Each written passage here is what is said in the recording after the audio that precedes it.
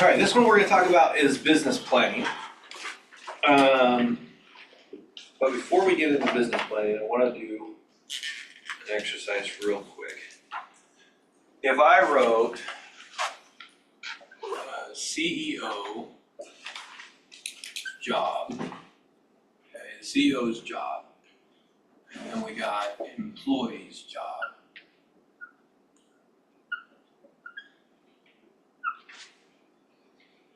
Okay, let's talk about CEO real quick. What is a CEO? Owner of the company, usually. Owner of the company, right? Okay, it is the person who's the top of there. What is their job? They've got 4 jobs that I can think of, and everything else kind of funnels into those jobs. But what is an idea that you guys have? What is a CEO's job? Make sure operations run smoothly. Okay, operations run smoothly. Okay, I would say probably that's more like a manager's job, right? Yeah, I guess so. Okay, so if it was the top person, they had all this team below them, so they're going to do all that, the day-to-day operations. In fact, It's kind of leading the ship. okay, leading the ship. Okay, so they're the leader. I look at it and I go, okay, one, we're going to do leading the ship is somebody's going to create a vision of it. Okay, they know where they want to go. Okay, we're going to see where we're going to go. If the CEO doesn't know where they want to go, the company really doesn't exist. We don't have a direction for it. Okay. This class that we're talking about, they're the ones that create that plan. Okay, they're the ones that are going to be creating the business plan. They want to have the direction, they want to know where they're going, and they want to know how they're going there. Okay? If they know that, they have to do one other thing, and that's they have to communicate the plan and vision. And they need to communicate it to somebody else. They need to tell them what they're looking for. Okay? And then the last job they have is they're going to encourage and recognize. Okay? From a CEO's perspective, if they did these 4 things, their company is going to move forward. Okay? They're the ones that are going to create this plan, but then we're going to have an employee. Okay, what's an employee's job? Whatever they're called. Okay, I'll say it simply as work the plan. Okay, work the plan, and then one other job they have is communicate.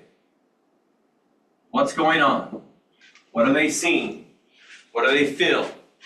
Okay, so in a real simplistic form, we're looking at a company that says, I got somebody who's in charge, they're gonna figure out what we're doing, and they're gonna communicate that to the employee. Okay, the employee is going to work that plan and communicate back to the CEO what's happening when they work the plan. Can you see how you're gonna have success in a company if these things are happening? Does that make sense? Okay, so in real estate, we start out by wearing 2 different hats. We wear a CEO hat and we wear an employee hat. Ronnie, I'll ask you, if you had a job right here, you were the employee, you were working for somebody else, and you really didn't know what you were supposed to do on a daily basis, they didn't really communicate with you very good at all, you didn't know the vision or the vision didn't include you, how long do you think you would stay at that organization? Not very long, nor are you going to be very efficient. Yeah. Know how to do anything. You're not going to be happy, you're not going to be efficient, it's not going to be a fulfilling position for you because one, you don't really feel part of that. You're just doing something. And then if they come down on you, hey, you did it wrong, well, nobody's communicating with me. Okay? We run into this problem in real estate all the time where I want you to look at it as you have 2 jobs. Right now, in this class, what we're doing right now, I want you to think of you as the CEO, okay? We have to create that vision, we have to create that plan, and then you need to communicate that plan to yourself, okay? It's as funny as that sounds, because you think, oh, I got that in there. If I don't say on a daily basis, these are the things that I need you to do, we don't do those things. And so for me, I like to separate it. I like to separate it and say, okay, there's my employee, they're gonna be doing certain things. I'm the CEO, I'm doing certain things. Now I'm gonna jump over here and I'm now the employee, I need to do those certain things to make it happen, okay?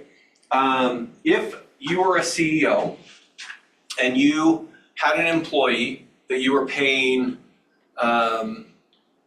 you paid them $100,000 a year, okay, which is just over $50 an hour. Okay, so $50. And you had a stack of the money right here. And every time they came in, every hour you give them money. And they come in and they go and they visit with their friends and they go to the water cooler and then they check their email. How long are you gonna keep them employed with you? Not very long, right?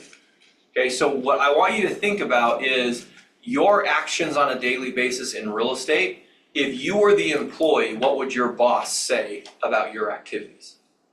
Okay, so here's an exercise I want you to do. Think about how much money you want to make next year in real estate. Okay, how much money do you want to make? Well, give me some numbers. I wanna make a lot, but what's a reasonable number? Just what's a number that you want to do? Just give me a number. 50 grand is reasonable. 50. You have another number? Is that good? 50? Okay, 50. Okay. So I want to take $50,000, and if you do a normal work week, normal hours, 8 hours a day, 4 weeks of the year, so just the normal, or not 4 weeks a year, 4 weeks a month. Okay, so normal pay, you end up with 1,920 hours is what we'll work in a full year. So you divide the 50,000 by 1920, you're making $26 an hour.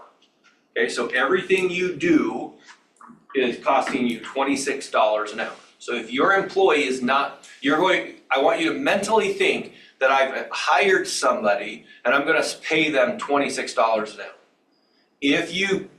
If they're doing their job, they're gonna get the money. If not, you're gonna fire them. Does that make sense?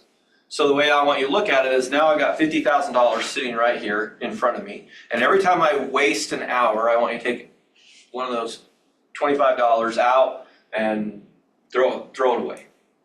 At the end of the year, whatever's left over, you're going to keep. That's how I want you to think about this, is the effort you put in is what you're going to get out of it. So if I want to get paid $25 an hour, my effort needs to be $25 an hour or more in order for me to get the $50,000 by the end of the year. Does that make sense? So that's where our plan goes here. This employee can only work if they know what that plan is. If we don't create a strong plan, if we're just kind of winging it, if we're saying, I don't really know how much that I want to make this year, or I don't know what I want to do in real estate this year. If I don't know that, I'm never going to communicate that to my employee. They'll never be able to work that. The reason it happens so often in real estate is because we're the same people. So we don't take the approach of what I'm trying to have you guys do is separate those two. Because if you look at it as somebody else as your employee, you're going to act very different than if you are the employee. Does that make sense? Okay? That's how I want you to look at this. And then communicating, even recognizing, this is one that I think is really big. When you do good things in real estate, you need to take some time to celebrate that. And I wouldn't say I did a really good thing, let me take a month off. That's not gonna help you with your business. I see that it happens more time than we'd hope. But somebody closes their biggest deal they've ever closed, they close $1 million property and get $30,000 in their pocket in one day. What do you think they normally do? Take a nice little break for a while, for sure. They take a nice I little can break. see looking, I think anybody would probably feel that way. a little bit, but, you know, probably shouldn't do that for very long, you kind of. It all depends on what your goals are. I mean, if your goal is I'm gonna make $30,000 this year and then I'm gonna play the rest of the year, well, then you accomplished it, go play the rest of the year. Depends on what your goal is. Okay, so what happens, this agent that I'm referring to, he'd never made that much money before. He'd made $10,000 in a month, but he makes $30,000 a month and he takes the next 2 months off to celebrate. Now he's back and his motivation is I don't have any money because I just spent it all. That's the reality of what real estate agents do, is we celebrate too much, we don't communicate our plan, and most people don't even create a plan. And that's what I want you guys to really think about today while we're talking about this, is how do I want to run my business? Because you guys own your own business right now. You do have to associate with Century 21 or a brokerage. You have to be under the umbrella, but you signed an agreement that was an ICA agreement, independent contractor agreement, which means I'm not an employee of Century 21. That's basically what it says.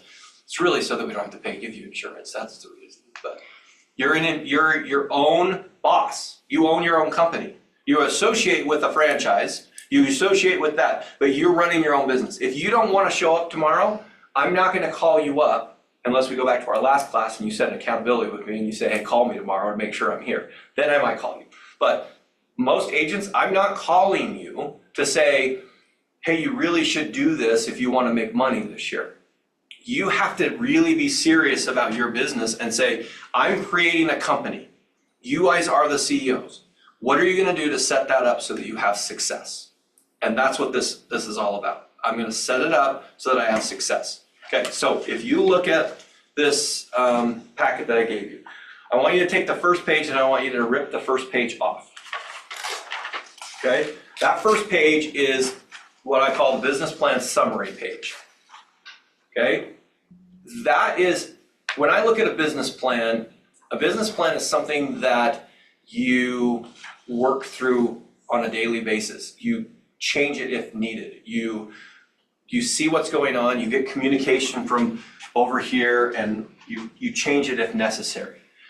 If you have a 8-page paper, okay, this is a big plan. If you have this big of a plan, are you ever going to look at this on a daily basis?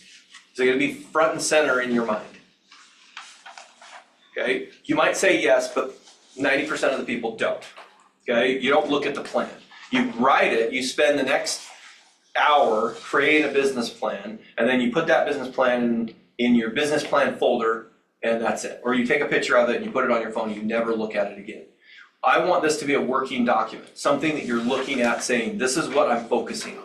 So when I say a summary page, everything after this page is designed to fill out that first page. So we're not filling out the first page based off of, I'm just gonna sit down and write this stuff. I'm gonna go through the workbook of figuring out these things. So what's my purpose? What do I want? My top 3 goals. There's a page that we're gonna work through to fill that out. Once you fill it out, then you bring it over to the first page. And then at the end, what I want you to do is have that summary page as your business plan. Your 1-page paper, so that you can look at it every single day. That you can pull it out and be like, this is what I'm working on. This is what I'm focusing on. That's what I want you to do. Does that make sense? Okay, so we're gonna skip that first page because we're gonna fill that out as we go through that. Okay, the next one is the previous year. Okay, this is a review. Now, if you haven't done real estate before, a lot of the numbers here aren't gonna be real numbers. And so what I want you to look at this is once you've done a full year in real estate, this one will make more sense. And the reason we do this is we go back in time and say, this is what I did, these are the results that I got. If I wanna do something more, I have to do similar things or different things. Does that make sense? So you're gonna look at this and, so you 3 are new. How long have you been in real estate? A year and a half. Year and a half. Okay, so you might be able to do this review based off of this year. And then you're brand new? So, brand new? And then brand new? Okay, so for you, you might be able to do the review. For you 3, it's gonna be a little bit more difficult because if I said, well, how many contacts do you need to make in order to close the transaction? You'd be like, well, I don't know, And it goes back to that, what I was telling you before, where I might have to make a ton of contacts because my skill level's down here. And as my skills go up, the contacts can start to come down until I'm at that point. So the review will be more beneficial the next year for you guys, but I would suggest for you, you go back from this year and say, what did I do? How much money did I make? What was the average commission for my transaction? Total transactions. How much did I spend this year in real estate? You get those numbers down, then it's easier to really project the next one. When we're creating a business plan, I want you to think about if you were in a real company that had a Fortune 500 company, they would have to sit down and they'd have to review, what did I do this last year to get the results that I got? That's what this review page is all about. Does that make sense? It comes down to this, E plus O, or what's E plus O? No, E plus R. Has anyone ever seen this? John Maxwell talks about this one. E plus R equals O, that equation. Anybody ever seen that? E is events plus our response equals our outcomes. Okay? Sometimes events we can't control, but our response we can. So if I look back at last year and I say, this is what I did, what is my response going to be? It's going to give me the new outcomes. If my response is bad, what are my outcomes going to be bad? Or going to be bad? Give it to you, okay? But it's the same thing with anything that we do in our life. If there's an event that we can't control happen in our life, we have the control over, this is what I control. I control my response to it. My review, reviewing my business, it's all about what happened, now my response. For you guys who haven't done real estate, what I would suggest is say, let's review what I did last year to get to me where I'm at right now. Okay, what are things that I want to keep that help me get to me where I'm at, and what are things that I would like to eliminate that didn't get me closer to where I want to be? That could be habits, that could be goals, that could be activities, that could be anything that you have to look at in your life. So going back and reviewing is how we get better in the future. Does that make sense? Any question on the review side? Okay, now we're going to move into the goal setting. Okay, we're not going to spend a ton of time on the first part, the SMART goals, because we talked about that in the foundation, but I do want to just go through this real quick. SMART goals are specific, measurable, attainable, relevant, and time sensitive. When you set goals, I want you to run them through this system. And the reason I want you to run them through the system is not because the goal isn't necessary, like let's say it doesn't fit every one of these categories. It doesn't mean, oh, I need to eliminate that. It just means that when I'm talking about creating a SMART goal, I want you to create specific SMART goals for your business.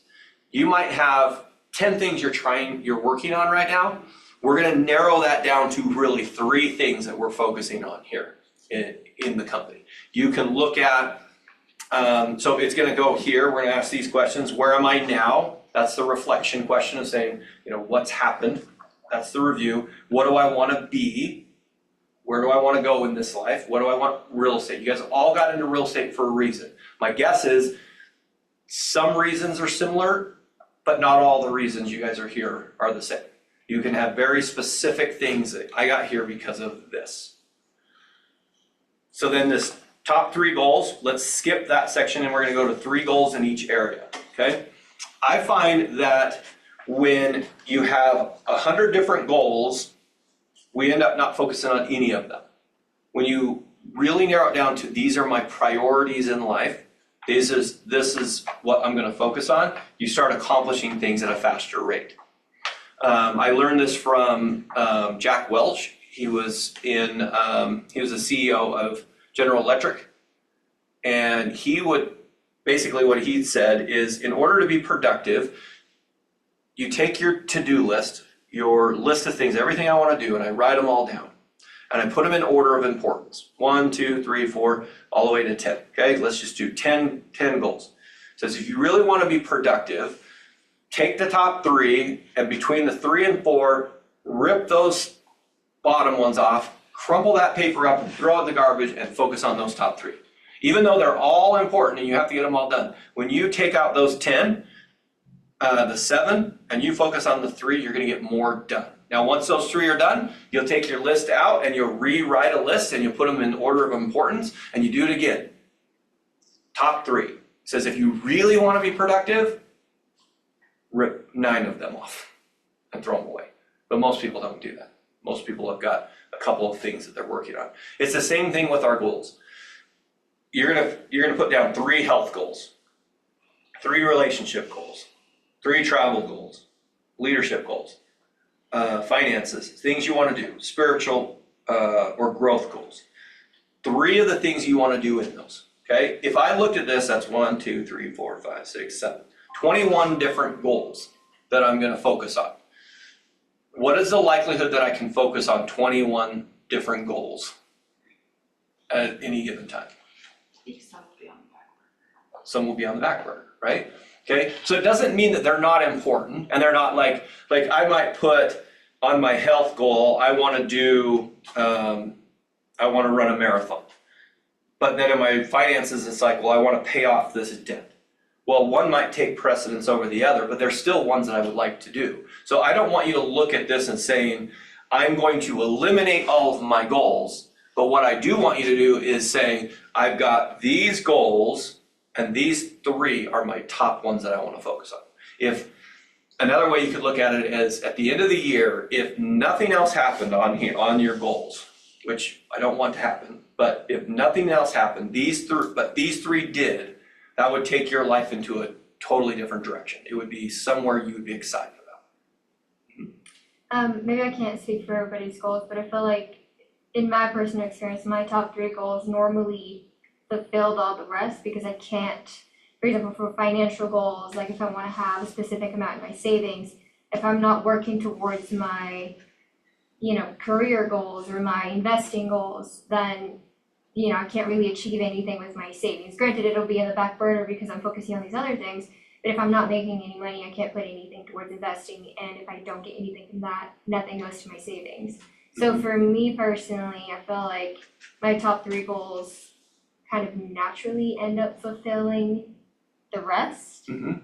So maybe that helps with a little bit of motivation, like, oh, maybe I can't fulfill the 21 goals that I'm setting out for myself, but the 3 that I have accidentally or maybe naturally fulfilled like another 10 of the 21. Absolutely, So- and that's you're spot on, and that's exactly what we're looking at. Is sometimes when we do goal setting, agents will get into the mode of like, I don't really know what I want, or like, I want to focus on this, I want to focus on that. And what you're saying is, what are your top 3? Those will usually start the other goals into the path that you want to hit them anyway. It's this idea of let's focus here and these things will start taking care of themselves. And if they don't, well, once we're done, they're going to be a priority. They're going to be a priority list. My wife and I, we every year we create a list of these are the most important things for us this year. Like we're gonna buy this, we gotta buy this, we gotta buy this. Well, I always wanted to buy a truck, and every time it got put on the list, but it never was put on the first of the list. It just was. There was always things that had to happen before that got there. Well, because we did this list every year, we got to the point where eventually that truck was the first one on the list. And both me and my spouse were excited about that because that was the top priority for us that year was we're gonna get that truck. And we ended up getting that truck that year. But I had to reorder it. And it was something that was my goal for a really long time, but things would just keep coming up and this was more important, this was more important. So we'd focus on this. And then eventually it got to the point where I did hit that goal, but if I would have gone and got that goal right away, if my spouse had another important goal and I had one goal and I did mine and not together, we would have run into a problem. Does that make sense? So when you're setting goals, if you have people in your life that affect your ability to do goals or that your goals directly affects, you might want to do this section with them, okay? So go through it and say, what do I want with my health? What do I want with my relationships? And just get excited about seeing those things and then move that down into your top 3 that I want you to do. Does that make sense?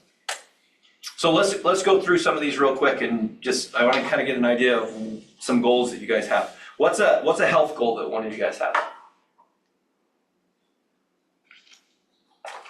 Maintain my workout schedule. I struggle with gaining weight. Mhm. A good problem to have, my mom says, but I managed to get up to a certain weight with muscle mass, and then I stopped working out for 2 months and I lost like 7 pounds of muscle mass Oh, because wow. I just wasn't being consistent with my Mhm. workout routine, and I stopped doing the little extra things that I was doing every day to achieve that.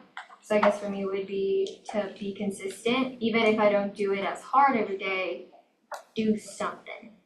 Something is better than nothing is what I've come down to, but yeah. Yep, something's better than nothing, okay? What about a travel goal? Does anybody have a travel goal for this next year? Somewhere they wanna go? Gotta make money before you can make travel goals. Okay. True, but you gotta have a goal. So where would you wanna go? If you could travel anywhere this next year, where would you wanna go? Maybe travel's not important to you. I always bring up travel because I love traveling. That's why I got into real estate. I was single, I had nothing going on, and I wanted a job that I could work 3 months and take 2 months off, and then work 3 months and then take 2 months off. That worked great till I started having kids. So I haven't gotten to summer stuff. Yep. Nobody wants to travel anywhere? I've always wanted to go to Mexico and go into go down in one of those big cenotes Huh? and go down into I don't know if they do, I'm sure they do guided things and stuff like that, but something like that I thought would always be cool to do. That would be cool. Put that down as one of your travel things. It might not be your top 3, but it's still there. And you're gonna do exactly what has been said, is you'll gravitate towards making some of those things happen. Okay? Any other goals that anybody has that you're focusing on? You guys have some goals? I'd say for relationships, I like to have a date night every week, or every other week. Yeah. That's a goal. That's a really good goal.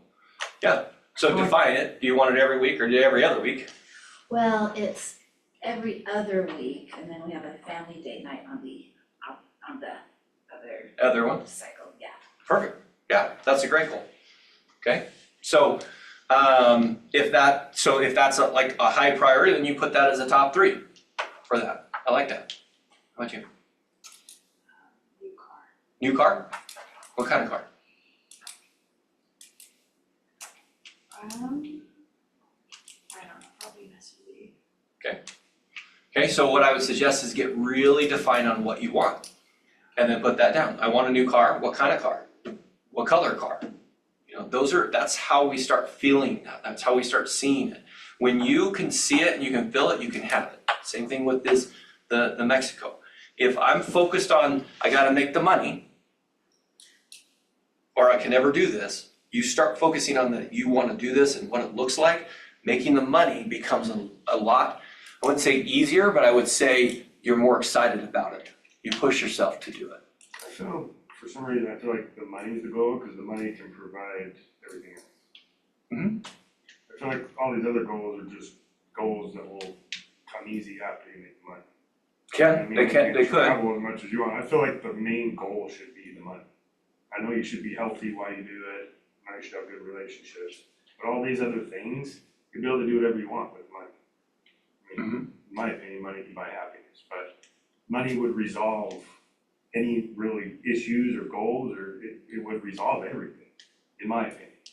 Yeah, well, and they've done some studies on that, and it basically, you get to a certain point in your finances where there certain point that it can provide a happiness level, but then a certain point where you branch out and you say, this is what I want with that, or this is what I'm gonna provide. So I wouldn't necessarily say that oh, don't put money on there. I mean, I know there's a lot of people who say, you know, oh, don't focus on the money, don't focus on that aspect of it.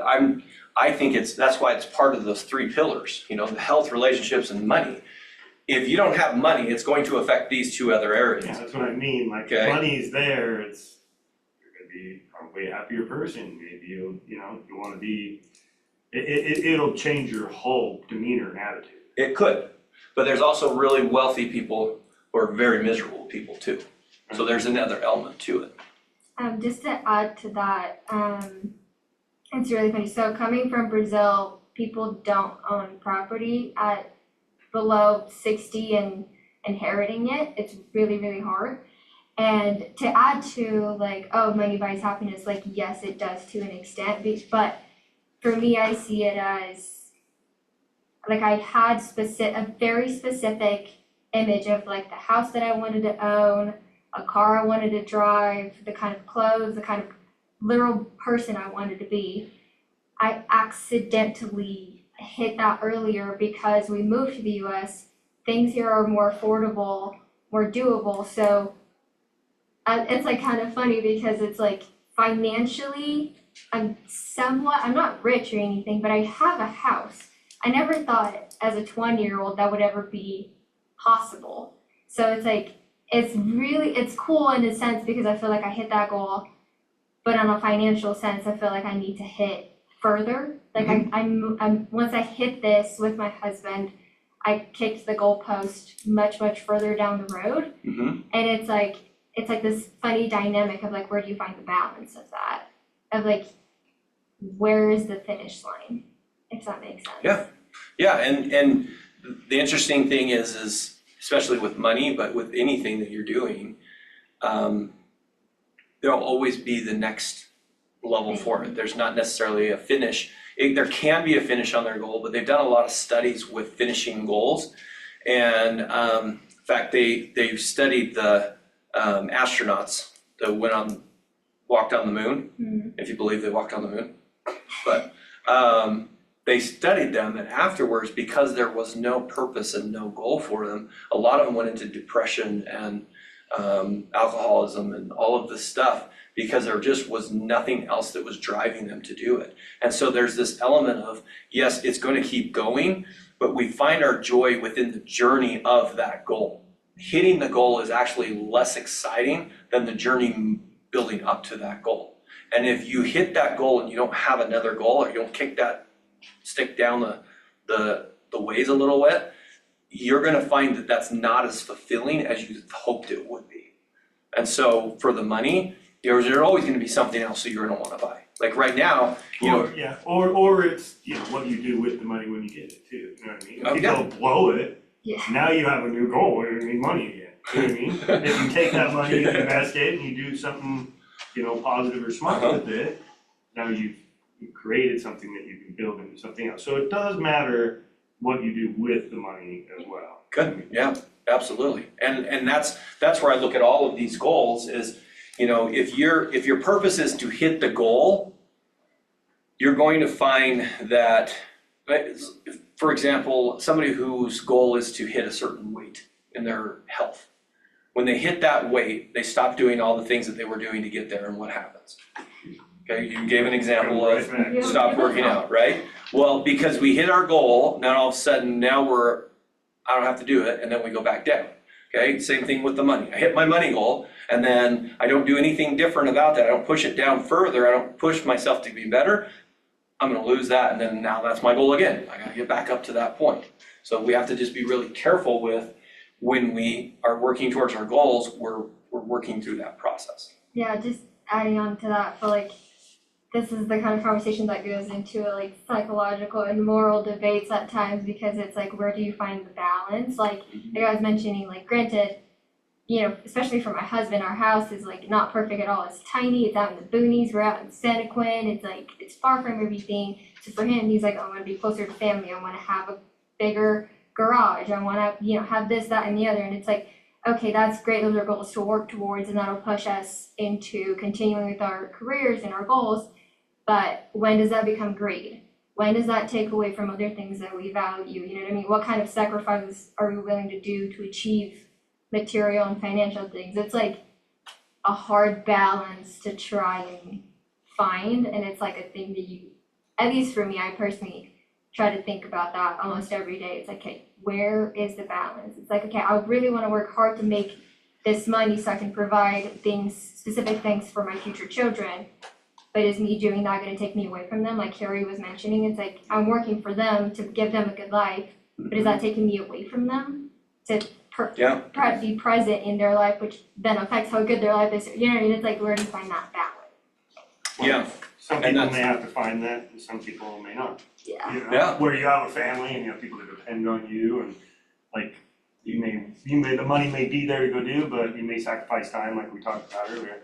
You know, you take like my situation, for instance, where, you know, no kids, not necessarily, you know, things that, you know, it doesn't become a have to because you have a family or so there's just different motivations. Right. Yeah, well, for you- It's a different motivation where it's like, you're worried about your life balance here, where it's like, I'm not worried about that. Well, and that's why we're all gonna at set all. different goals. Yeah. Yeah, you're absolutely right, and that's the thing, that's why this is an individual activity and not a collaborative, Yeah. we're gonna come up with this goal together as far as like, yeah.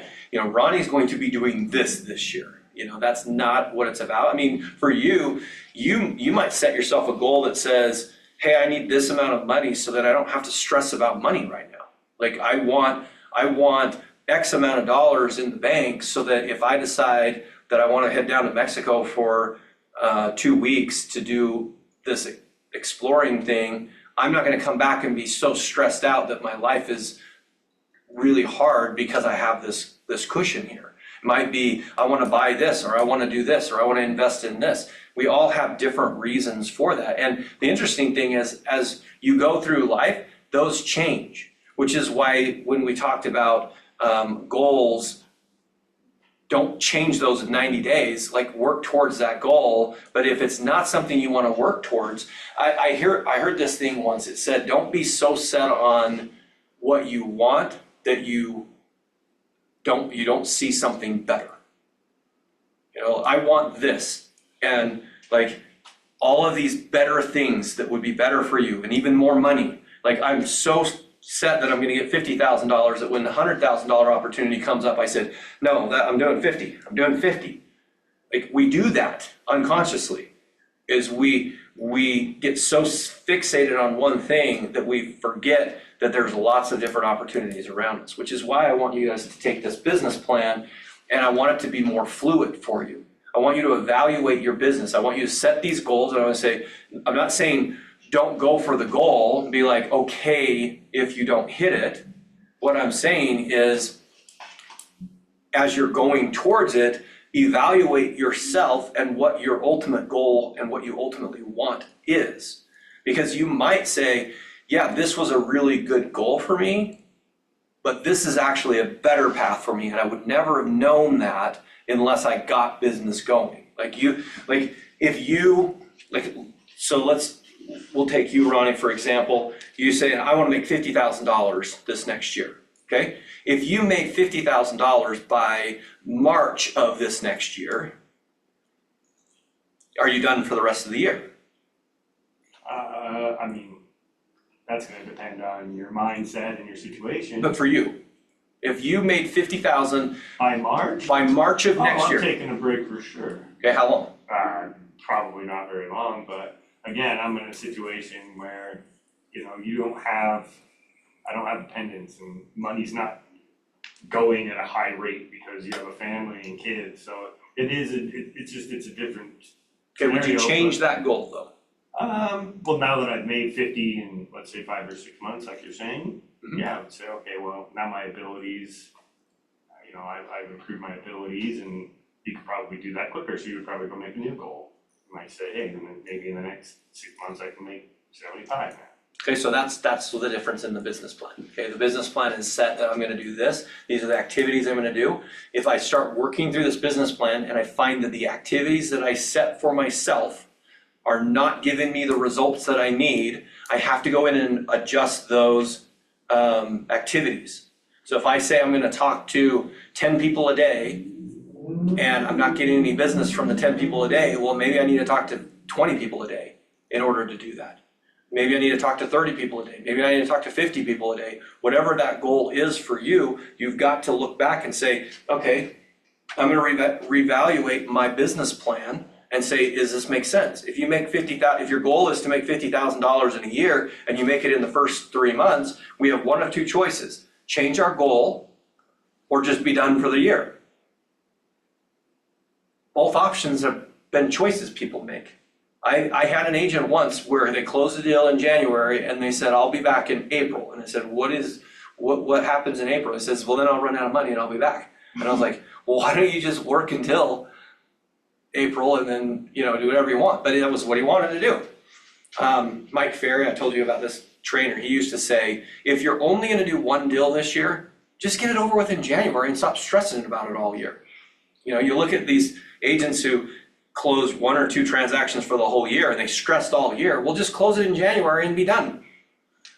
But what I want you to do with your business plan is I want it to be fluid. I want you to kind of look at it and say, this is what I want to do. This is what's important to me. Right now, I'm going to set this goal and I'm going to work towards that goal. I'm going to it's one of my top 3. Once you hit it, great, reevaluate it. Do the same thing that Jack Welch did. Rip off, write a new one, rip it off. Focus on it. Make sense? Any questions on the goals? Okay, next section is sources of business. Okay, there are lots of business sources. We're not going to go into the details of what sources because this afternoon Russ is going to teach about lead generation. He's going to go into all of the sources. Okay, so we don't need to talk about that. And then on Thursday, they're going to talk about SOI. So what it is this is kind of like your goal section. When you see too many sources, we're gonna put ourselves out there way too thin, and we're not gonna get the skills necessary to succeed. What I want you to do is come up with 3 to 4 sources that you're gonna focus on. Okay, a source is something that I go after to generate business. So give you a couple examples. My one that I hope that you guys all put on your list is your SOI. People that you know. Sphere of influence, you might hear it as COI, centers of influence.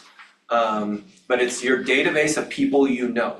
That source is going to be your greatest opportunity to generate business quickly if you have your SOI. Okay, there's 2 groups of people. There's the group I don't know and there's a group that I do know.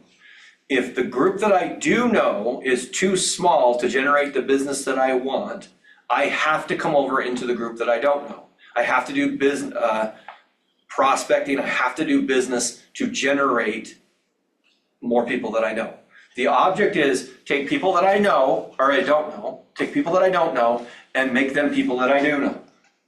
And then you work the system, which we're going to teach you on Thursday. We're going to work the SOI system. If you work the system, you get a 10 to 15% return on that investment. So if you have 100 people in there, you should get 10 deals from that group every single year. If you're not getting 10 deals from that group, you're either one, not working that system, or your group is too small to get a good percentage from it. Does that make sense? So you start with all the people you know, if that's a big group, but you don't have to spend that much time over here. So you'll see agents all the time. They're like naturally social. They know everybody. They're out there and they're like, oh, I never have to prospect. I don't have to do door knocking. I don't have to call people and cold call, and I don't have to do all that kind of stuff. Well, they don't have to do that because they know enough people that if they work that group and they train that group to give them business, they'll never have to be over here. But most of us, one, either don't train them, or we don't talk to them enough, or we don't create that's the group of people that we know. It's not big enough for us to train them to give us business. So then we have to come over here to the group that I don't know. Now, how do I get to know people? You can call it prospecting. I really call it just communicating and building relationships. I'm going to show you a really cheesy thing that just sticks with me. But it's something that sticks with me. So if I look at contracts and the word contacts, not talking about the definition, what is the difference between the 2 words? not the definition. I know they mean completely different things. Are. Okay. That's why I call it cheesy, Ronnie. Okay? The only difference in contracts and contacts is the R. The R is a relationship. When you create a relationship with somebody, you can get contracts with them. If you don't have a relationship with them, you will not get a contract with them. So all the people that are out here that I do not know, they are not going to work with me. Why? Because I don't have a relationship with them. And the better that I have a relationship with somebody, the more likely I'm going to get a contract with that person. Okay, so even if it's people that I know, okay, you three have not been in the real estate business. If you don't tell them you're in real estate and they need to do real estate, what are they going to do? Go somewhere else. They're gonna go somewhere else. Become a secret agent. You're a secret agent, right? It only works in the movies. You only want to be a secret agent in the movies, okay? But in real estate, if they don't know you work real estate, they will go somewhere else. And the interesting thing is now that you guys are in real estate, you are thinking about real estate constantly. You're thinking about it on every day, you're thinking about real estate. Your friends who are not in real estate do not think about real estate as often as you do. So when something happens in their life and we have to buy and sell, even though you think they know you're in real estate, unless you are in front of them constantly reminding them that you're in real estate, when it comes time for them to do something, they will not remember that you're in real estate. I had a really good friend of mine, his parents bought a sandwich shop, like a sub shop.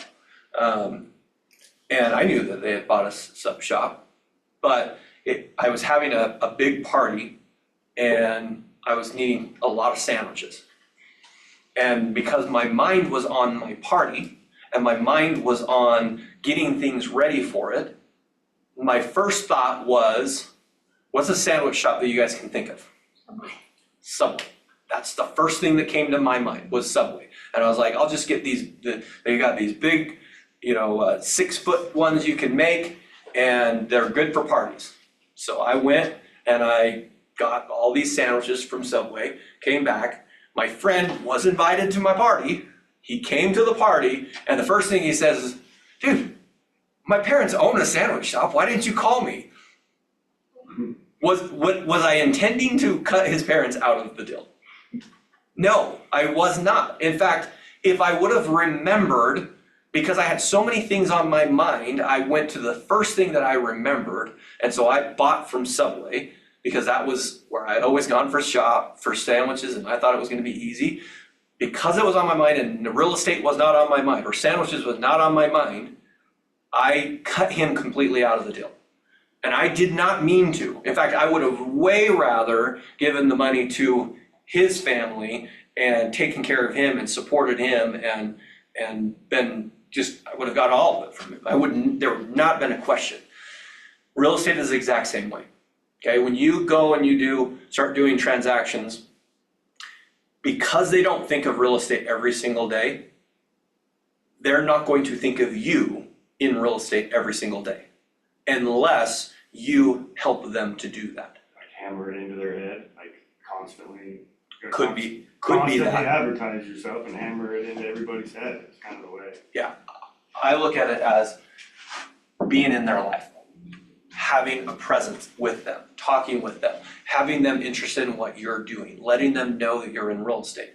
We sometimes, I feel like in Utah especially, because I've been in other places where I don't feel like this mentality is the same as Utah. Utah's very unique in lots of cultural ways, but we have this tendency to really group.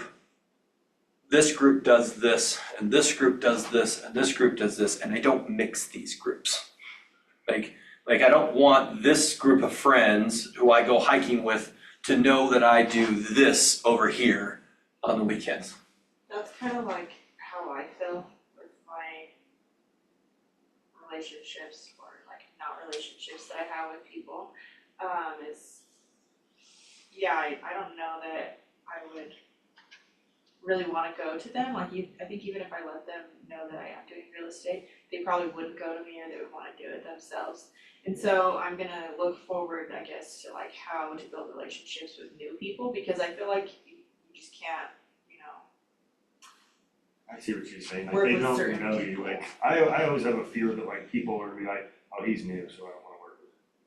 Yeah, and there's You know what I there's mean? tricks that we can do for all of that, but when it really comes down to it, if internally you really do not want to mix those, okay? So you and I we could sit down and we could say, this is what value you bring to somebody, okay? So the example I like to use is there's a fire on the 3rd floor. I'm gonna come down here, I'm gonna tell you there's a fire and I want you to get out of the building. Do I have any hesitation on telling you to get out of the building? Am I afraid you're gonna think I'm weird and I'm not a very good person because I came down here and told you guys to leave? Would you feel that way?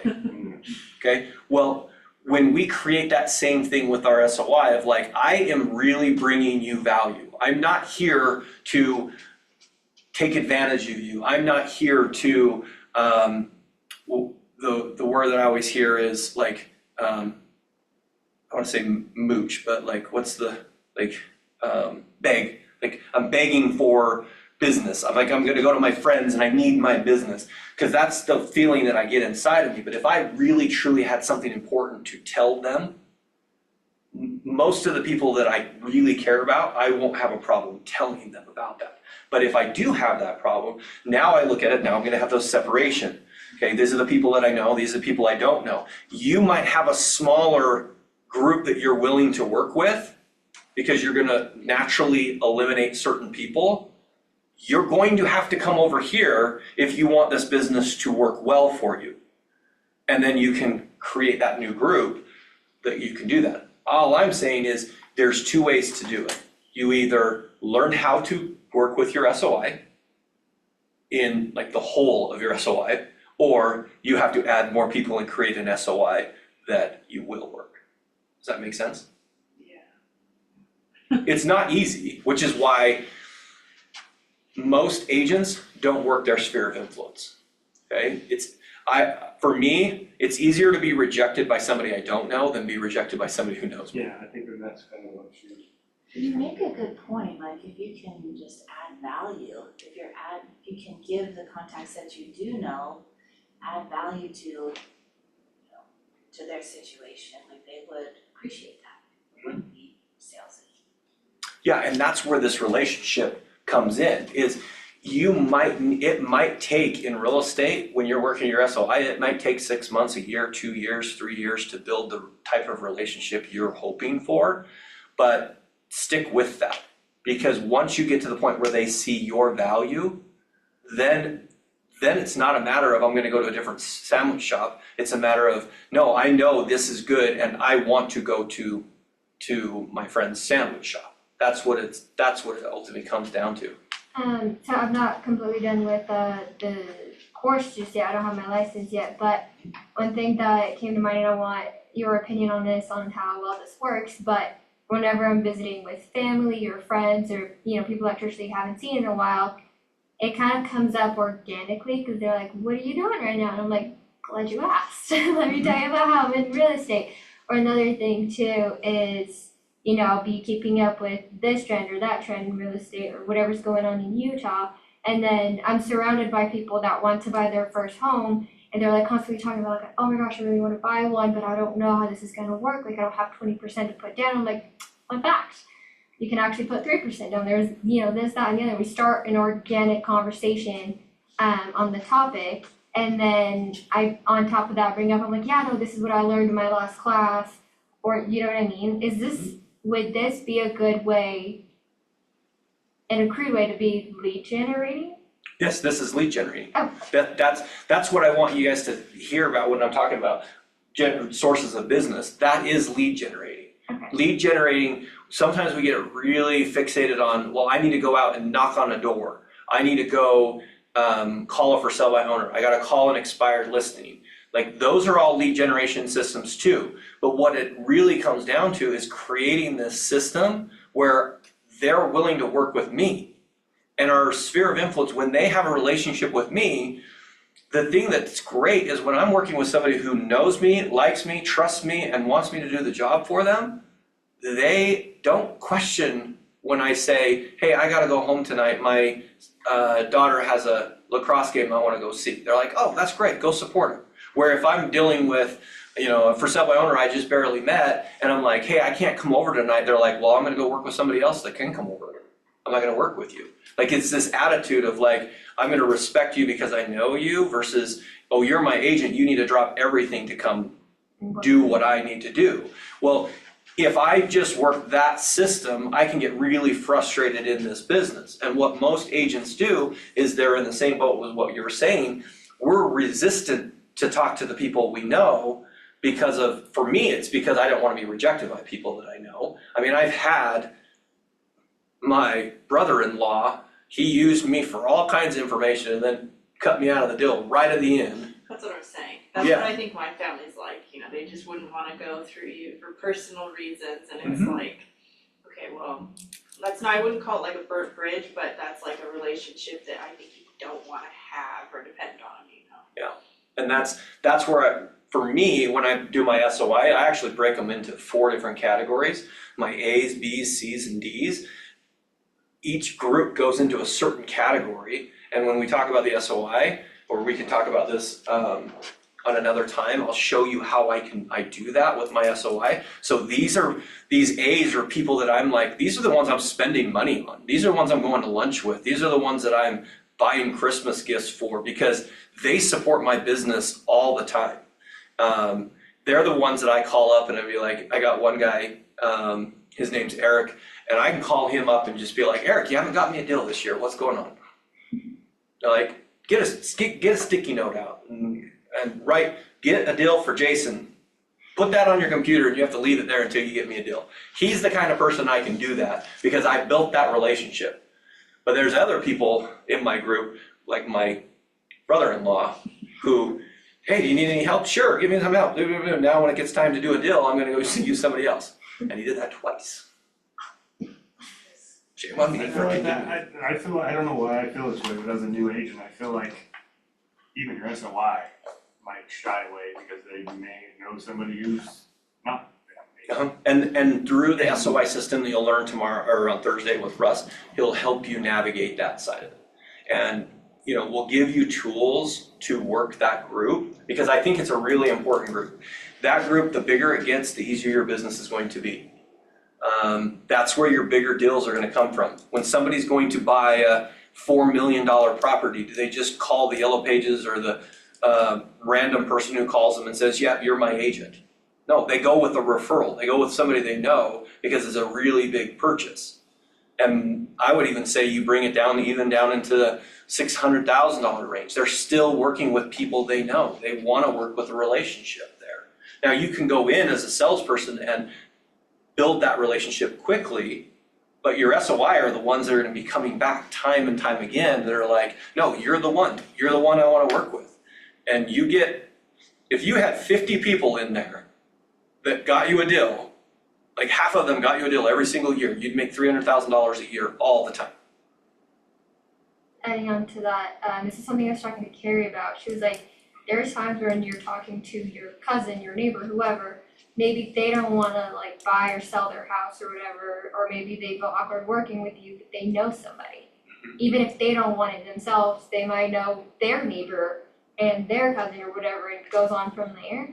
So it's like, it's awkward and it's weird, cause like I haven't presented myself as like, hey, I'm a real estate agent, buy and sell with me, but it's just more like, just letting them know, keeping it in the back of their mind, and like, oh, if your mom is looking to sell her home, let me know and I can help her out, maybe we could just chat about it.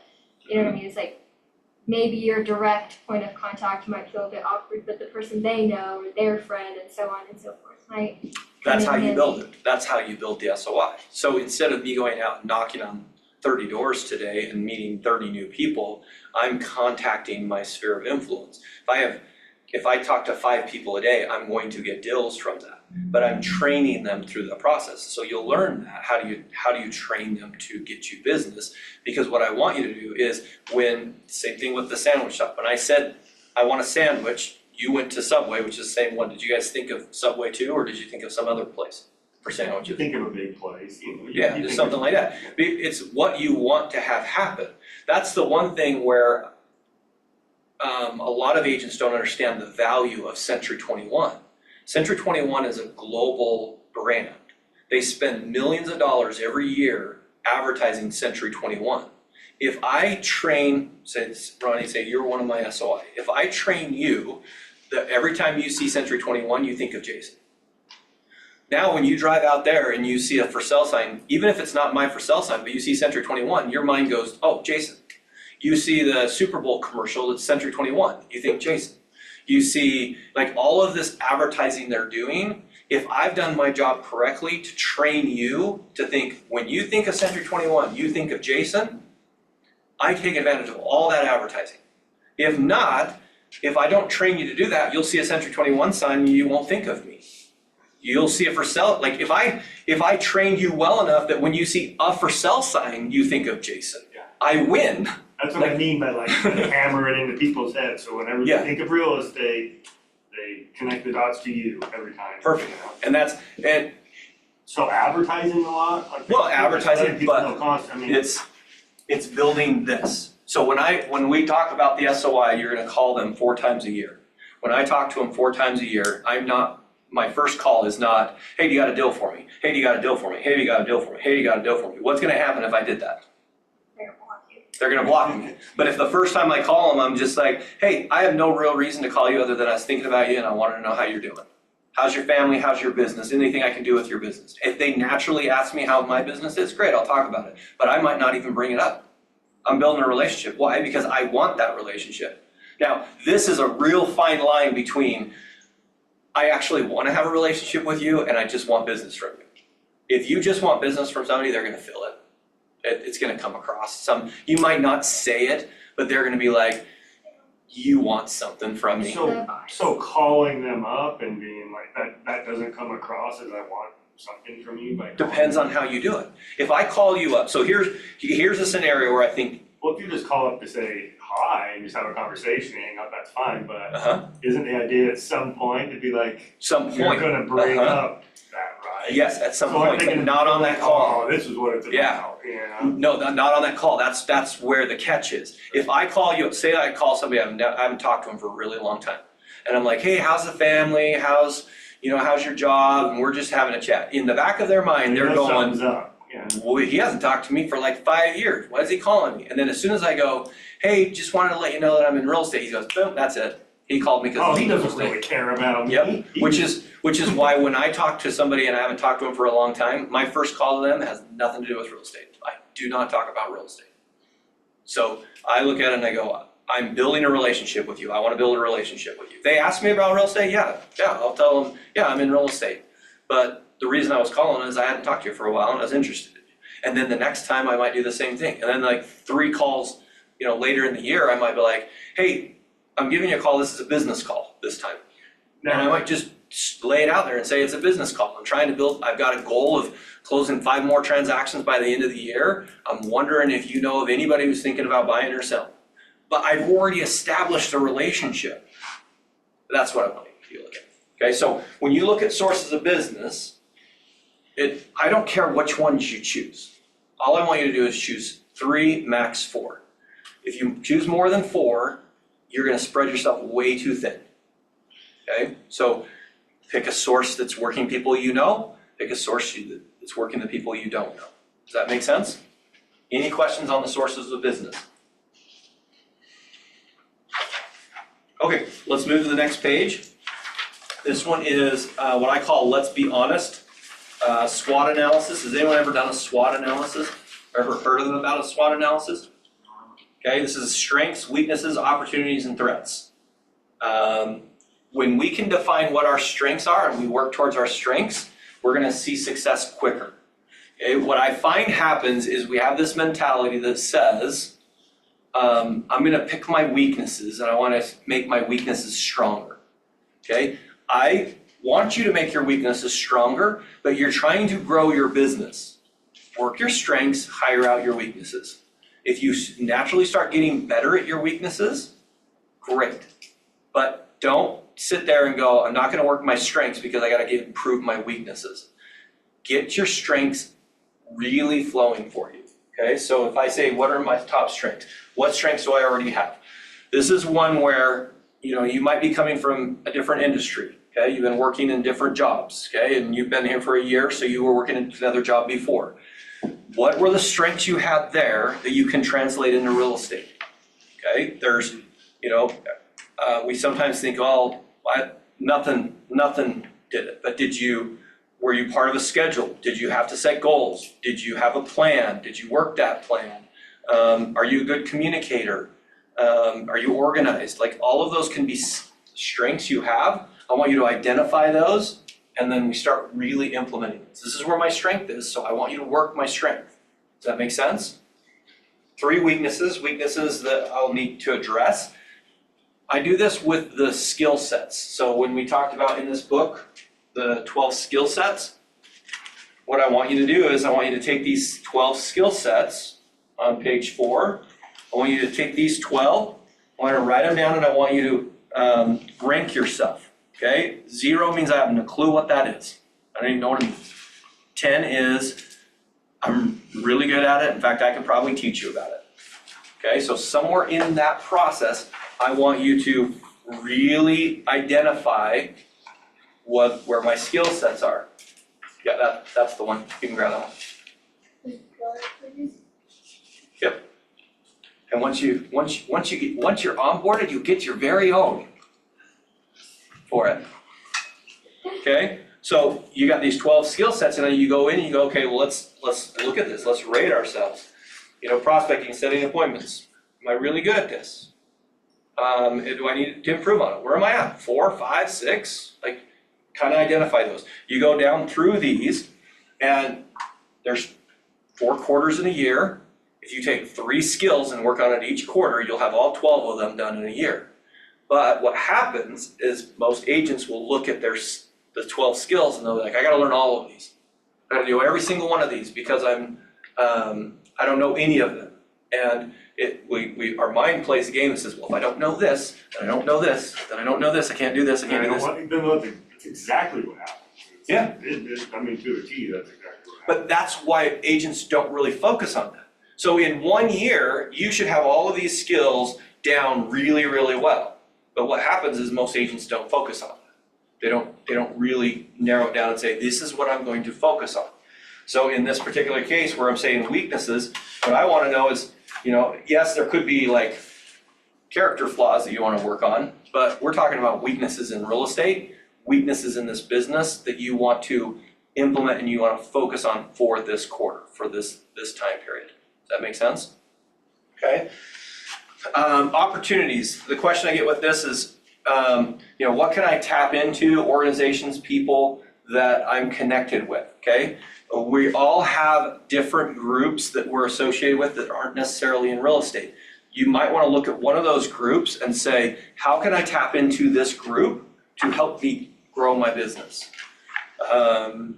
If you're part of a climbing group, or if you're part of a church, or if you're part of a commerce community, or if you're part of a school, like adopt that school and promote it and be part of that school and like really get to know the people in there. Like, those are opportunities that you can take advantage of if you're already part of it. So if you're already doing something in that arena, let's write those down and say, how do we grow the business in that? And you might not have an idea how to grow it, but I want you to write down the opportunity there.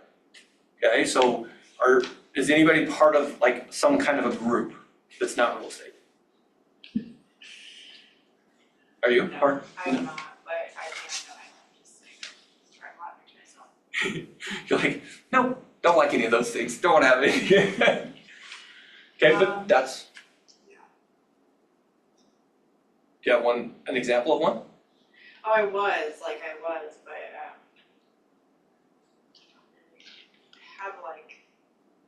I'm older now, I guess. And my kids are older too. And so for me, I feel like this is just kind of like a fresh start to really like, I guess kind of start over. Mhm. But I used to do horseback riding, yeah. happen in organizations. Well, so then maybe one of the things you look for you is maybe get part of one of those organizations that's not necessarily, I'm doing this for real estate, but it's to build connections, build that relationship with people that you can visit with other people. I have an agent that I'm coaching that part of the Chamber of Commerce, and then she goes to every single meeting that's out there. And now, it's taken 6 months that she's gone to these meetings, but she's got 2 deals now from that group. Well, it's because of that association. Now, she didn't go into that association saying, I'm here to do real estate. She went into that organization to say, I'm here to build relationships. And relationships will translate into contracts. That's why my cheesy thing, I hope you remember that, Ronnie. Yeah, I'll remember that R. Okay, you remember that R? But that's really what it comes down to. If you're part of like a church group, great. If you're part of you got a group that gets together and does mountain biking or climbing, or horseback riding, or traveling. So as a new agent, would it be fair to say you should focus more on your SOI right off the bat? Because you have more potential to get a deal quicker? Depends on how big your SOI is. Right. So if you have 100 people in your SOI, your first deal in real estate is going to come from that group. It really is. And to close your for new agents, for you guys, even for you, if you're not closing your first deal within the first 90 days, the chances the mindset drops dramatically. So we have to go back and say, let's focus on specific things. Your fastest deal, even for you, and I don't know how big your SOI is, we haven't really talked about your SOI specifically, but if you've got at least 100 people that you know, or I'd say even 50 people you know, yes, we should be working that. That's where your first deal will come from. Okay. So yes, Well, these I've other. kind of been feeling a little bit, but I know they try to get you they kind of immediately like try to push you into prospecting too, so I'm just curious, like. as So a I new would say agent, prospecting is your SOI. Well, your sphere of influence is people you already know versus Okay, you're but just calling a stranger. But what's prospecting? Getting to know people, but look, so when you look at, like, let's go on the olden Once you days, talk to them and you what get is- to know them, they now go into your SOI category. okay, so that's the mechanics of the whole process. But prospecting, if you go back to the olden days, if you were looking for gold, a prospector was doing what? Prospecting land or areas. But what do they physically are doing? But in the olden days, in mining, the word prospect actually comes from a long time ago. It doesn't mean communicating with people. It means mining for something, digging for something. I'm prospecting, I'm going out and I'm doing something to gather something else, right? So it really started when the gold rush, and everyone went to go find gold. They're prospectors. They're going out there to prospect. So now we translate that into real estate and we call it prospecting, which is basically I'm going out and trying to find deals. So whether it's going to people I don't know or people that I do know, it's still prospecting. It's still I'm going after deals. I'm going after trying to find something to close. So back to that R, the relationship where they already know you, they already trust you, that seems like an easier goal. that's the faster way to do it. But if you don't have an SOI or you refuse, some agents refuse to talk to their SOI, or let's say you just barely moved into Utah, you don't know anybody. Yeah, you get into that scenario and you come and you say, I don't have an SOI, I don't know anybody. Well, now I have to come over into this group I don't know. And what are the methods to build that relationship? So even with door knocking, I'm not gonna knock on somebody's door and they'd be like, I'm so glad you just showed up. I was about ready to list my home with somebody and I didn't know it was you. Come on in, let me sign the papers. Like, they're not gonna do that. But they're gonna talk to you. Usually they're gonna say, no, I'm not interested. And then you start building a relationship with them. Then they're like, actually, I really am interested. Yes, I wanna get this done. Now I'm building that relationship. Can you build a relationship quickly with somebody? Yeah. Yeah. That's what I'm trying to do. And so when I'm prospecting in far as people I don't know, the whole job of talking to people I don't know is to create a relationship, to put them in a group that I do want to know, that I want to keep talking to them. So when I go door knocking and I knock on a door and have a really good conversation with somebody, and they aren't interested in real estate, but I had a really good conversation, I'm going to take that name, I'm going to get their phone number, I got their address, I'm going to put them in my SOI, and now I'm going to contact them. And I'm going to build that relationship more. And I'm going to keep getting that. And then all of a sudden now I've just added another 50 people to that. But again, it would be like, cause you categorize your SOIs, like that wouldn't fall into like My A's. your family and your friends. Yes, Like you would yes. put this in a separate SOI kind of category, like, hey, I kind of know this person, we talk, Mhm. versus this person knows me personally. Yeah. So I just feel like it would be really nice to have first deal be with an SOI, cause then you like, They're forgiving. learn if they're forgiving, you can learn the process, you know, with at least a small level of comfortability, because you know the person.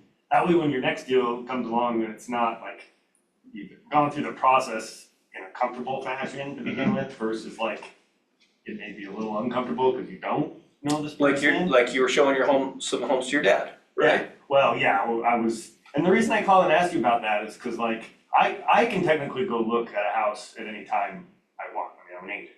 Sure. So there's no spectators. Well, all I'm saying is if you did a transaction with your dad, would it be comfortable? Oh, yeah. Okay, and if you had to call me and tell your dad, hey, let me reach out to my broker and ask him some questions about this before I fill out, would he have a problem with that? And would you feel like you would have a problem with that? No, but if it was somebody you didn't know and that would maybe make them feel like you don't know what you're doing. Does see how the relationship makes the job easier? Mhm. I'm not saying you can't do that. There's a certain amount of skill level that you have to get to that point. But that's why when you come, I'm gonna say, we're gonna work our SOI, but I'm gonna have you work other sources too. I want 4 sources. Because if I say you're gonna work your SOI and you have 50 people in your SOI, by the end of the week, you've talked to them all. Next week, I'm gonna say, talk to them again, and you're not gonna wanna talk to them again. Because you shouldn't be talking to them every single week. It's gonna be like, business, business, business, right? They're gonna stop answering your call. What are you moving already? Right. It's like, I know last week you said you're gonna stay forever, but did it change this week? But that's where it's like, okay, now I don't have enough source over here, I have to do these other sources. So that's why I want you to do 3 sources. So when I look at these weaknesses, I'm gonna go down those 12 skills, and I want you to say, these are my weaknesses right now. And you might have, as a brand new agent, you might be like, I'm like 1, 2, 1, 2, like they're all weaknesses. Well, great, then pick the 3 you wanna focus on. Don't focus on 12, focus on 3. And you'll find, okay?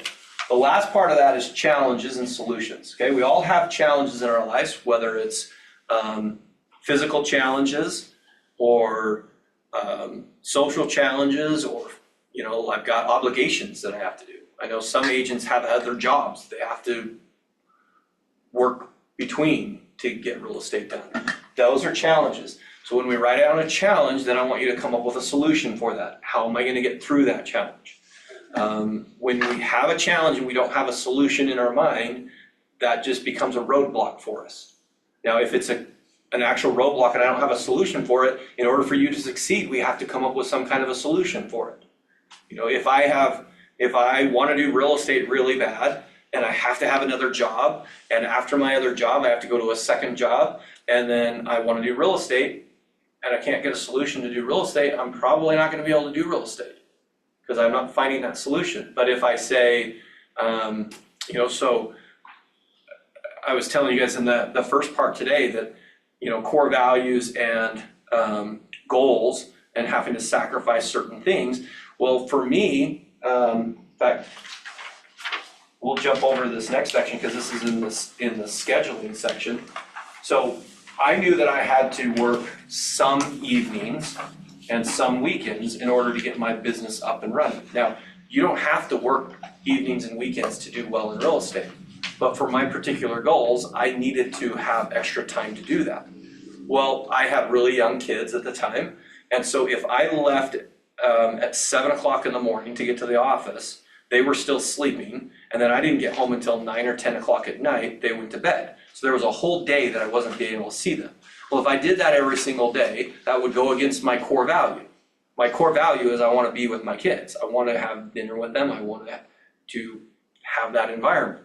Well, if I did that every single day, I would be conflicted. I'd have problems.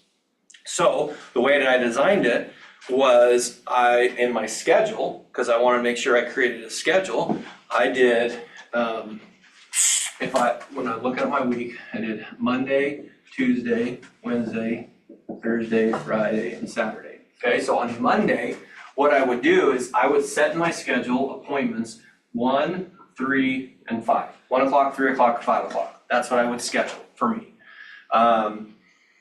And then after my appointment here, I would go home. So I would be home in the evening on Monday nights. Okay, on Tuesday, I would set a 1, a 3, a 5, and a 7. Okay, so this is my late day. This is the day that I didn't see them. On Wednesday, I didn't show up to work until 10 a.m. because what I called this was breakfast with the girls. That was breakfast with the girls. So that was in my schedule. I wanted to eat breakfast with my kids, which I had two girls at the time. And so I would sleep in, I would relax, I'd have a good morning. I wouldn't put any pressure on myself to be in the office at a certain time. I would try to get here by 10 o'clock because that would be time for them to wake up and we could have breakfast and have a good time because I didn't see them that day. Then I would work, then I would do a 3 and a 5 and I'd be home for that evening. Then on Thursday, I would set a 3, 5, 1, 3, 5, and a 7. So I'd work a full day again.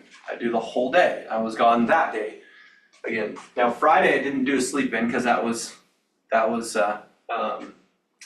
my Wednesday, but I did a 1 and a 3. Okay, so then I actually went home at like 3 o'clock, 4 o'clock, depending on the day. So I'd go home early on Fridays because that was important to me to hang out with them for that day. And then on Saturday, I would do an 11 o'clock and a 1 o'clock appointment. Okay, and then it would be done at 1, and I'd only do this 2 Saturdays a month. Okay, I'd only do 2 Saturdays a month. So for me, I knew that I needed to have some kind of thing. Now, I always had this in my schedule. So when I was prospecting, I was talking to somebody and somebody said, you know, Ronnie, do you want, can I come over and meet with you this week? And you said, yeah, that's great. I would be like, okay, what works better for you? Would afternoon or morning work better for you? Or afternoon or evening work better for you? What's better? Evening. Evening. Okay, so now I knew that I needed to be right here. Okay, would Wednesday or Thursday be best for you? Thursday. Thursday. Okay, I got a 5 o'clock or a 7 o'clock. What works best for you? 5 is fine. Okay, there's my appointment. Okay, Ronnie's right there. That's my appointment. So I would always set my schedule based off of this is what I can do. Now your schedule might be completely different. You might be like, this is what I can do. I can only work certain days or certain hours. But I put in my schedule when I wanted appointments, and every time I would set one, I would try to set it towards my schedule, not their schedule.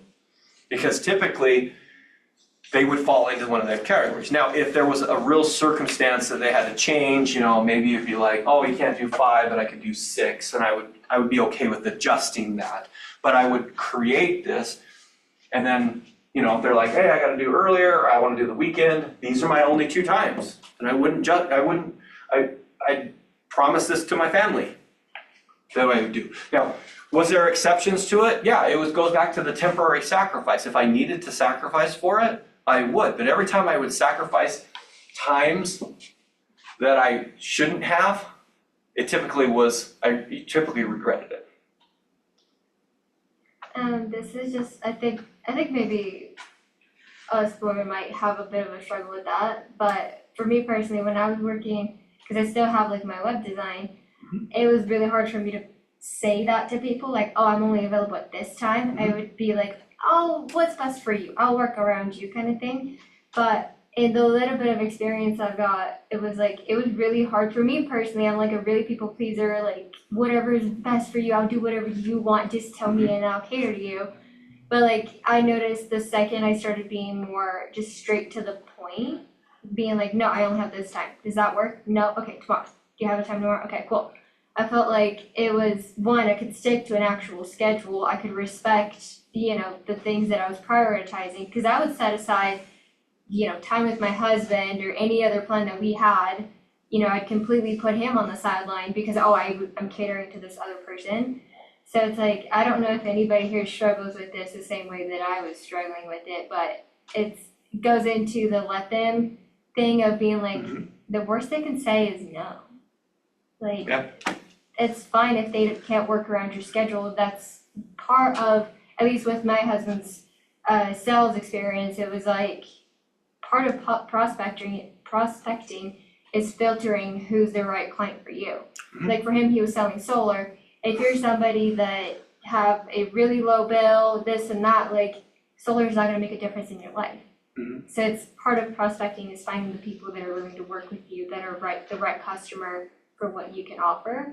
Yeah. So that was, for me personally, it was something that was kind of hard to do, and I was kind of shaking when I was on the phone, like, I have 3 p.m. That's all I have. And they're like, oh yeah, I can do that. And I'm like, okay, like I'm not gonna die if I, say no to somebody or if they say no to me, kind of thing. And I don't know if anybody else has struggled with No, and that, the better you get in real estate, the more strict you get with your schedule. I find that new agents, and this is how I really feel like this is where we see mess ups happen, is we just say, I'm gonna go anywhere and everywhere. I'll drive to Tremont, and then I'm gonna drive to Santaquin, Nephi, and then I'm gonna go to Park City, and I'm gonna go here, and we're just everywhere because we're like, I want that deal. And if you see top producers start to shrink their times. They start to do this. There's a really good agent in Flagstaff, Arizona, and one of her goals and her priorities, she loves riding horses.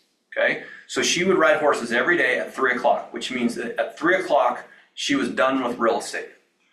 And so she had to schedule all of her appointments. Well, when I say that to you, the first thought that most real estate agents say is, well, how do you meet with clients? How do you show them homes? Because they're working during the day. Well, we're a profession that allows for flexibility if we give that out. But if somebody wants to work with you, they're gonna work with you on your schedule. And when you realize that, like as a brand new agent, so like Ronnie, you were trying to get your first deal, I probably wouldn't be so strict on I'm not going to work certain hours because you wanna get that certain deal. But as you get better in the business and you start doing more transactions, we'll have a conversation that says, I want you to shrink your thing. I want you to teach them. And what she would do is she would, so if you needed to go to the doctor and you called up the doctor, do you get to tell the doctor when you want to meet them? No. If they said, hey, I want you to meet me at 2:00 on Thursday and you had work, what was your choices? Take off work or not go to the appointment, not have the appointment, right? That was it. When you bring enough value in real estate, we can present it the same way. They will take off work. If this is, I'm going to sell your house. You're going to make hundreds of thousands of dollars because of our meeting together. That's a different frame of mind than, oh, you work until 6? Okay, that's fine. I'll meet you at 8 tonight. And you're like, well, I really would like to be home at 8 tonight, but I'm gonna meet you at 8 because that's convenient for you. Now, I'm not telling you that sacrifice and working that way won't happen in your business as you first start. But the better you get and the faster you get to narrowing that down and being specific, actually the faster you're gonna succeed at it. Okay, that's why I purposely put in my calendar these times, 1 o'clock, 3 o'clock, 5 o'clock, and I put in there appointment. If I didn't have an appointment at this time, I'd go prospect some more. I'd go call somebody, I'd work on some real estate stuff. But I always put it in there because when somebody called and they said, or when I talked to somebody and they said, I'm gonna meet with you, I look at this and I go, okay, that's fine. I got 3 o'clock, I got a 5 o'clock. And I would always narrow it down, do you want afternoons or evenings? So that I could kind of go, instead of being like, I got 1, 3, and 5, Monday through Friday, what do you want? Like that's not gonna work either. But once I narrow it down, they're like, hey, I got time here and here, then I have a choice whether or not I want to do that, okay? With your calendar, with your schedule, Really define what you're doing. I call white space in your calendar the devil's playground. Whenever you have white space in your calendar, something is going to fill it. And it's usually not what you want to fill it. Okay, it's not like, oh, if somebody wanted to go golfing with me today, that's great, I'm glad I had it open. No, usually when somebody calls you to go golfing, what happens? Ronnie? Well, depends, but usually you gotta work around it. Yeah, you gotta figure it out. Hey, I can do it this time, we'll fit it in here, oh, I'll move this around, I'm gonna make it work. Doesn't usually happen where it's like, hey, I got nothing to do today, and somebody calls up and is like, hey, you wanna go do this? That's not usually how it works, I mean, unless your schedule is You completely leave white all the blank, time. you leave white blank so you can go golfing with people. There you go. Okay, but also white space when you're in real estate also gives room for problems in real estate. Okay, so don't plan for a problem. Problems don't necessarily come up. You leave an opening space, the time's gonna be filled with something. And if it's not something positive, it's going to be something negative, and you don't want that. That's when you call me and you're like, hey, I got a problem. All right, in the middle there, you're gonna see 4 things that I wanna make sure you have in your schedule. We're prospecting. Every day we need to do lead generation, some kind of lead generation. You always need to be filling your pipeline with new prospects if you're gonna have business. Our business is a 90-day cycle. What you do today, you will get paid for in 90 days from now. Okay, so that's the cycle you're on. If you don't do anything this week, in 90 days, you're not gonna get paid from that, is usually what it is in real estate. So every day, I want you to be prospecting. I want you to fill that pipeline so that when it does start coming across, you start getting business every single week. Okay, practice. We're the only industry that calls ourselves professional that does not practice. If you were an attorney and you have to go to court, they're constantly practicing. They're going through it. In fact, we had a huge lawsuit that we were working on last month. He came in probably 10 times with the agent and rehearsed their exact cross-examination that they were gonna do and practiced over and over and over to get that agent prepared so that when they went on stand, they didn't mess up because they were nervous, okay? Look at an actor or an actress. How often do they practice before they actually perform on the stage? Like hours. Probably a lot. Hours. Like you see some of them that get like 6 months of getting into character just for a specific role that they want to take, right? But in real estate, we're like, yeah, I'll just win it. Yeah, I'm fine. Right? It's the same thing in our business. The more you practice, the better you're gonna get. And if you keep practicing your skills, you'll be unstoppable because 90% of the agents do not practice. Okay? Mindset, we talked about that earlier today. Most of the stuff that comes into our head is negative. You gotta put positive stuff in there.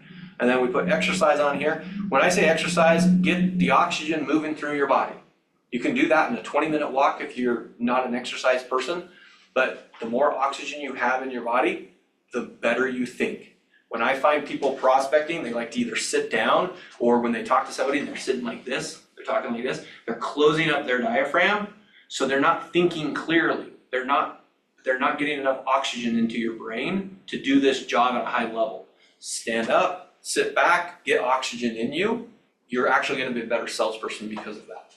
Okay, so exercise is really key. What I would do for prospecting, I would prospect for 3 hours every single day, from 8 o'clock until 11 o'clock. And what I would do is 45-minute blocks. I would prospect nonstop for 45 minutes, then I would take a 15-minute walk. This sidewalk that goes around all these buildings, takes me 15 minutes to walk that, come back in, then I'd prospect for 45 minutes, then I would walk it again, then prospect for 45 minutes, and walk it again. Because I had to reset, I had to get myself back in the mode to be productive. Otherwise, what would happen is I'd be prospecting like this, happy, and then as the hour went on, and it's kind of like this, and then finally I was just doing the job. I was not getting any results from the job, I was just doing the job. Does that make sense? Okay, so those 4 things need to be in your schedule. All right, we got 2 more to go through, just one more, and then we'll be done for lunch. Okay, budgets and financials. How many of you guys here are like talking about budgets and financials? okay? No? Not really? Like talking about it? Uh-huh. Hmm. So when my wife and I have a conversation and we're talking about the budget, Oh, yeah, I I don't c- like that. that's what as soon as it happens, I can see her eyes roll behind her head and you're like, seriously? We're gonna talk about this? And so this is a section where there's a real good divide. There's those ones that are like, I am a numbers person, I love going through the numbers, I know exactly where my money is, I know what it's doing, I know what I need to do with it. And then there's another person who's just like, I don't really care about that, and I don't wanna focus on it, I don't want to see the reality of it. In real estate, I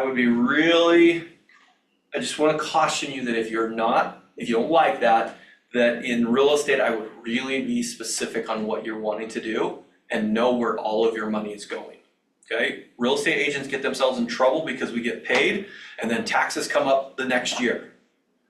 I cannot tell you how many people have made tremendous amounts of money in 1 year and then realize at the end of the year that taxes are more than they thought they were gonna be. I'd just pre-poll my taxes. I'd Yep, put it in and an you are in a interest-bearing account. category that I wish everyone would I'd put it just in an do. interest-bearing account all year, that's what I would do. And I wish other agents would do it. This particular agent, she got to the next year, she'd made insane amount of money. She'd never made that kind of money before.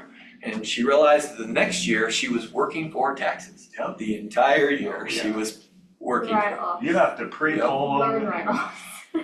Yep, there's all kinds of stuff that we have to look at. Being smart with your money. It goes back to when I was talking about the pile of money. Decide how much money you make in a year. Know that's what you're worth. If you're saying I want to make $50,000, that's $25 an hour. If you're wasting an hour, you're not going to make that $50,000. If you want to make $100,000, you're at just under $50 an hour. That's what you want to look at. When you come into your business finances, I want you to go back into the CEO's job and realize that if you're sitting in a board of directors and you're about ready to say, I'm going to do this job in real estate, and your checkbook or your significant other goes, well, how much is it gonna cost me this year? And you don't have a good answer for that, I can tell you the board isn't gonna be happy with their CEO. And what happens is we usually spend more than we think. Okay, we spend it to the point where it's like, oops, I wish I would have done that better. So even if we don't like budgeting, so I tell my wife all the time, I know you don't like it, but the more you know, the more money we'll make. And I can't tell you, I don't know how this happens, but when you track your money, you make more money. When you don't track your money, it disappears on you. You think you have it, and then you go and look for it, and it's gone.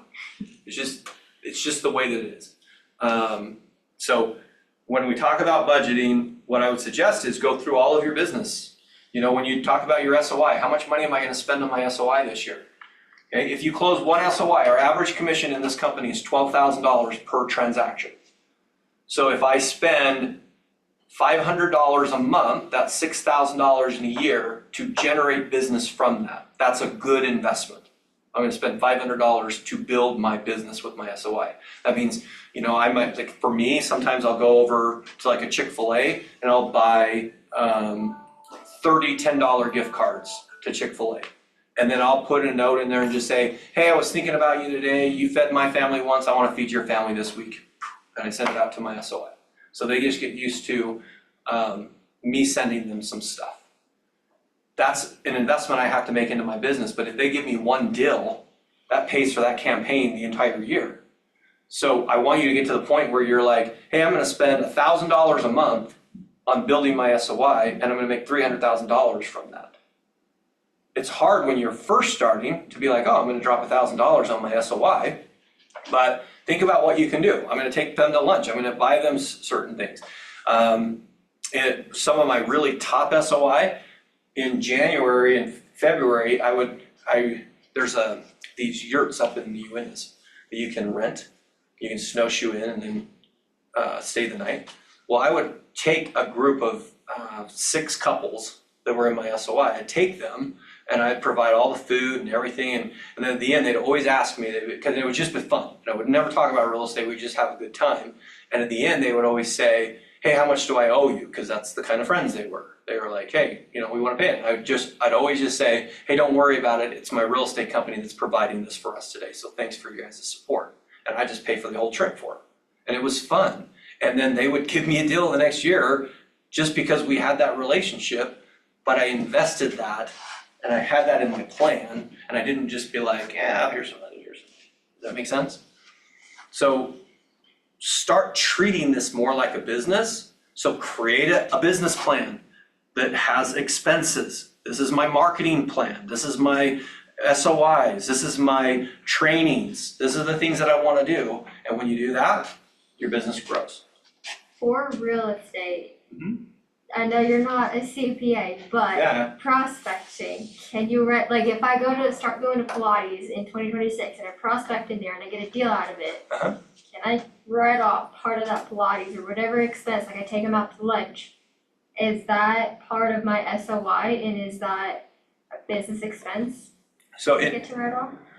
So it all depends on how you're going to define that with your CPA, because before, entertainment was not a write-off, but if you're counting Pilates as some kind of marketing, it's just the way you're going to spin it. I mean, Okay. if you get audited, you get to explain how Pilates was a business adventure. You're gonna have to That'll be explain that fun. one. Yeah, I mean, or even a trip, I mean, I'm gonna go on a vacation, and I wanna write off that vacation. Well, what, can I justify why I did that? Well, if I'm really doing it for real estate reasons, I could justify it pretty easy. But if I'm just saying, oh yeah, I took my family to Hawaii, and while I was there, I did a business plan with my wife, that might be a hard one to explain to Yeah. I mean, do they do it? All the time. People do that kind of stuff all the time. I'm more, yes, I agree that finding the write-offs and finding all that, that's some extra advanced stuff as far as to be smart with your money. But what I want you guys to do in your business plan is, this is what I'm allocating to spending this year on growing my business. This is my business expenses. So we all have board dues that we have to pay every June. We have MLS fees we have to pay. You have your licensing fees you have to pay. That's expenses you have to be accountable for. Those are two big things, like Those are right when huge. you get your license, I wonder how many agents actually realize that, cause like, you get your license, and it's like, oh, $400 or $500, but then the further you get down the line, you're like, you're paying for tests, then you're paying for dues, and then you have to pay the upfront MLS, Mhm. like you end up paying in a few thousand Yeah. right off the bat. I'm not sure how many people actually realize that until it's like happening. Yeah, and that's why I want you to plan it. Like, really approach this business plan, and we'll be done with this now. So you transfer this all over the first page and you'll have a business plan. All of this is just, I want you to focus on being a CEO. You are the owner of your business. If you're gonna grow the business and you're gonna have employees and you're gonna have a board and people that wanna do work with you, is your business going to survive it? And if you don't have a budget, if you don't have a plan, if you don't have goals, that board of directors is gonna look at your business and be like, yeah, I'm not invested in you. You don't have a plan to make this happen.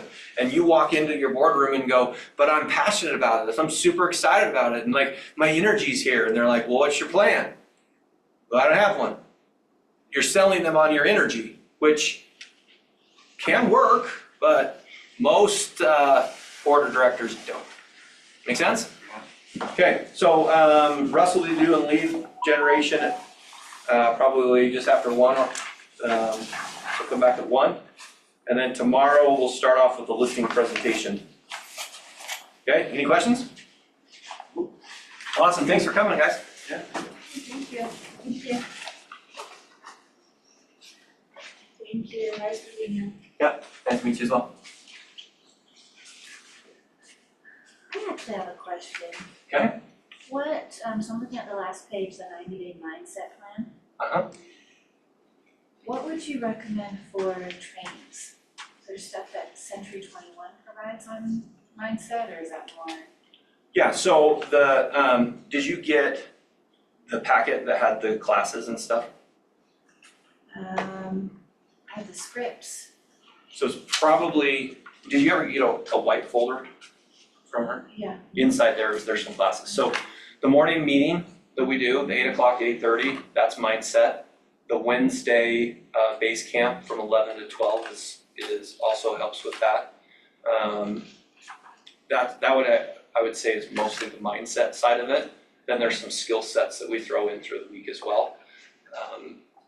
That's what coming. Is there anything you'd recommend that isn't Is it on there? in-house? Yeah, is it on there? I mean, really it comes down to how are you doing? I mean, all of these things, books, reading, listening to, watching, who you're associating with, those will have a real big impact on your mindset. So when we talk about, if my habit is to come home and watch the news every day, well, what kind of mindset am I feeding myself before I go to bed or whatever? You have to take a conscious effort in, I'm gonna put good things in there. You associating with positive people, like we all have people in our life that when you're around them, they make you feel better. And there's other people that you're around that just make you feel not so great. You associate with those people. So coming into the office, meeting some of the top producers, doing that kind of stuff will associate with the right people. Reading things, watching things, like getting on and watching motivational things. When I read, I'll either read something inspirational, motivational, or educational. Those, for me, those are the things that like help get me going. Some people meditate, breathing, those are all, it really just comes down to what do you do right now and what could you add into that? Okay, great. Yeah, no, it's one that you'll refine as you're going through because it's, one size doesn't fit all. I mean, I've talked to some people who haven't read a book since they were in college or high school. And I like to read, like physical books. I also like to listen to books. Some people really like to listen to music. I like to listen to, podcasts and stuff like that. So I can't say, this is what I do. I mean, I can say this is what I do, but that might not resonate with you as much as it does with me. Like for when I was saying that I like recenter when I go hiking, like I have to throw that in my schedule at least once a week or once every other week. I have to get out and do that. So it's so important to me that I will plan a time during the day where somebody would say, well, aren't you doing real estate? Why are you going out to play? Well, I'm actually a better real estate agent because I do these things than if I was just here saying, I'm just gonna grind it out for 10 hours a day. So you just look for those things, and then if it's working, keep it. If it's not, try something else and see, and you'll find something that's like, okay, this recenters me, makes it better. Yeah. Mm-hmm. I was just gonna ask about the other costs, because I'm aware of the licensing and the board of realtors, I believe it's called, I think it's like 1,100. Oh yeah, so you mean for your expenses? Yeah. Like when he said that, you're like, oh crap, what is it? I'm What not do we? doing it a couple thousand. Well, so the two biggest expenses are, the licensing I don't think is that expensive. I mean, you have to pay for the tests and you have to pay for the license, which is a couple $100s. The board is the biggest expense, and that yearly it's about $1,000. But as a new member, you have to do the new member fee, which is like that's like $1,300. Not the fee, but total. Totally, yeah. And then the MLS one, that's $48 or $51 a month, but when you first sign up, it's another $200. Those are really the two big expenses right now. Okay, I'm just trying to project for like the next 6 months. So in that time, I would probably get a sign, get a key box, so that you can do that. That's, those are probably your biggest expenses for the next 6 months. And the sign in the key box, can I buy it through Century 20? Do you have like a specific brand of key box that? So that's through the MLS, and they're not cheap. They're like 120, 130 or something for one key box. So, but I would probably wait till you get a listing on that one. But like The those sign. are the sign. So the hard part with that is if you get a listing, you need to have it. So I'd probably wait 2 months and then pick up one of those and really start, like, for you, I would get the board and I would get the MLS. Those are the two systems that I would focus on right now. Then I would really dial in your or your SOI and creating that. Most likely your first client's gonna be a buyer, not a seller, but if it's a seller, that's awesome too. We just have to navigate that quicker. Right. Which is fine, I mean, we can get it done quickly, but I wouldn't necessarily put that on my expenses for the first 3 months. I just like, I wanna plan ahead, but I don't know what to plan for. Cause like I have the goal that I wanna set, but I'm like, okay, is it more realistic that I'm gonna be working with buyers instead of sellers? Does it matter? Is it gonna be more dependent on the demographics I go after versus? Yes, all of those. Yeah. It doesn't, if you go after a certain time, if you're going after listings, you'll probably get a listing first. Okay. So the way I look at it is buyers are easier, skill wise. So most agents What is the difference? between the buyer and the seller, Like the skill set that you need for, the skill set to take a listing is a lot harder than the skill set to take a buyer. okay, Okay, now if it's like your SOI, people who you know, then you can bypass that. But if you're competing against a listing, like let's say you and I are going up against each other, you have to have a certain amount of skills that you can present to them. Otherwise, you're not gonna take the listing over me. Okay. Okay, now could you? Absolutely. And I don't want you to get discouraged because they don't know who's better and who's been in the business longer. But you have to sell yourself on a listing where you have to move a buyer through the process and just help them through a process. So Okay. they're less like, you don't know what you're doing, I don't want you to help me, versus I wanna buy a house, oh, okay, you can help me buy the house. okay, Does that make sense? yeah, I can see that.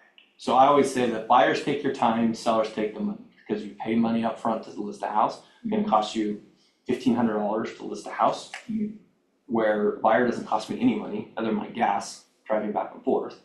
And then I can put them under contract and I can close it and not pay any money. But I have to drive out to their house, I have to do the inspections, I have to go places. So it takes my time versus a listing where I don't really have to go out to the house very, very often, but I gotta put a sign up, a key box up, marketing, all of those things. So I'm spending money for them, I'm spending time over here. Okay. So that's where I find that most agents gravitate, brand new agents, gravitate to let's find a buyer first. Because now I've got the time, I'm learning the skills. Right, that makes sense. Yeah, I just wanted to like go through that, just like, at least the financial side, cause that's somewhat easier to expect than, you know, cause I, for example, like for goals, I put like make 10 sales. I hope they were like 15 grand sales, but I don't know, cause I feel like I'd lose momentum if I hit my financial goal faster than I expected. And so for me, You would lose momentum. as in like if I hit, let's say 50 grand and I hit that in like May, I'm like, it's harder for me to be like, okay, now I'm gonna move the goalpost and keep going for a higher thing versus if I set the goal 10 sales, but like that's gonna take me longer to hit and then it'll be easier to be like, okay, just one more sale. Okay, so are you setting yourself up for